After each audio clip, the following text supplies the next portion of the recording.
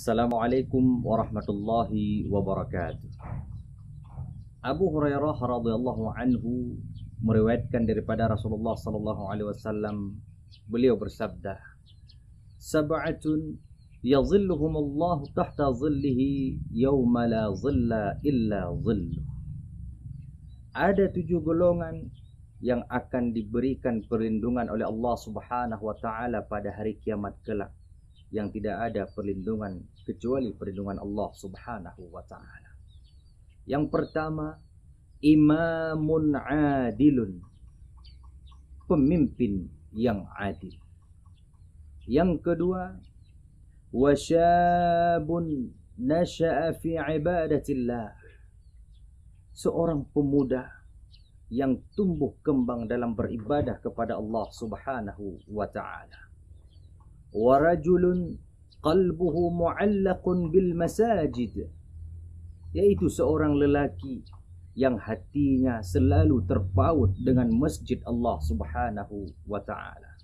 Yang keempat, rajulani tahabba fillahi ijtama' alaihi wa tafarraqa alaihi, yaitu 2 orang lelaki yang mencintai karena Allah Subhanahu wa taala.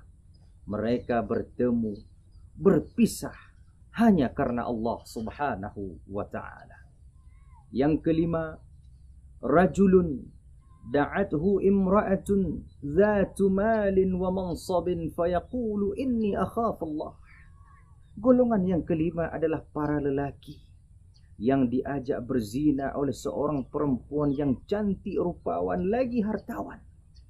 Tapi laki-laki ini menolak dengan ucapannya, inni akhafu Allah, saya takut kepada Allah Subhanahu wa taala. Yang keenam, kata Rasulullah sallallahu alaihi wasallam, rajulun tasaddaqa bi sadaqatin khalisatin hatta la ta'lamu shimaluhu ma anfaqa yaminuhu, yaitu seseorang yang bersedekah di jalan Allah Subhanahu wa taala dengan ikhlas sampai-sampai tangan kirinya tidak tahu apa yang diinfakkan oleh tangan kanannya. Dan yang terakhir, yang ketujuh adalah wa rajulun dzakarallaha khalian fafadat 'ainahu, yaitu seseorang yang berzikir kepada Allah dalam kesunyian seraya melinangkan air matanya. Para hadirin dan hadirat yang dirahmati Allah Subhanahu wa taala, yang pertama adalah imam adil, pemimpin yang adil. Yang kedua, pemuda yang selalu beribadah kepada Allah. Yang ketiga, pemuda yang terpaut hatinya dengan masjid. Yang keempat, mereka yang bertemu karena Allah Subhanahu wa taala. Yang kelima, mereka yang menolak perbuatan zina.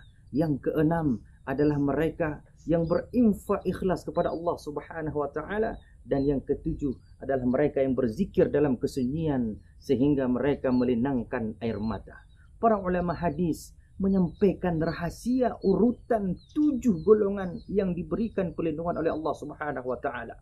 Kenapa pemimpin yang adil yang pertama? Para ulama mengatakan, karena kalau pemimpin ini adil, maka akan banyak pemuda-pemuda kita yang saleh beribadah di masjid.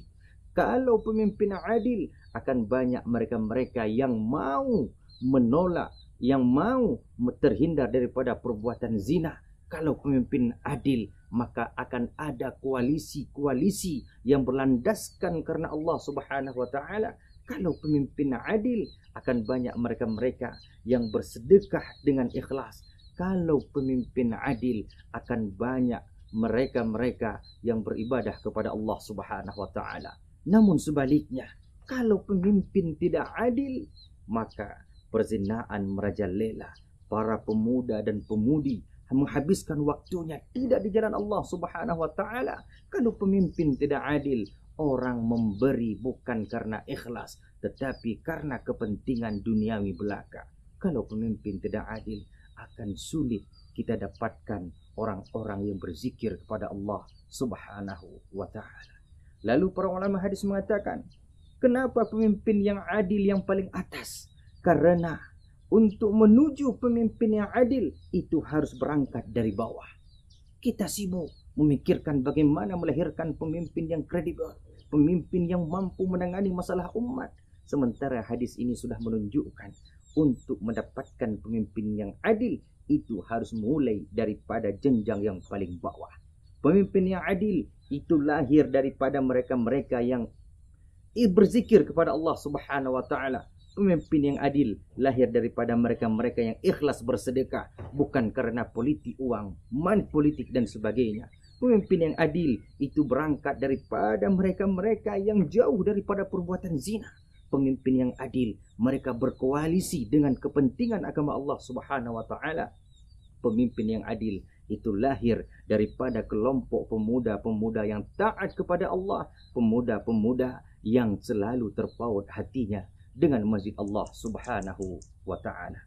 Kepada para pemuda-pemuda Islam, kepada para pemudi-pemudi, wanita-wanita muslimah semuanya, dengan hadis ini marilah kita mengambil peran aktif dalam menegakkan agama kita, dalam menegakkan risalah Rasulullah sallallahu alaihi wasallam, karena dalam sebuah ungkapan disebutkan syababul yaum raisul ghad, pemuda-pemuda hari ini merekalah pemimpin-pemimpin yang akan datang.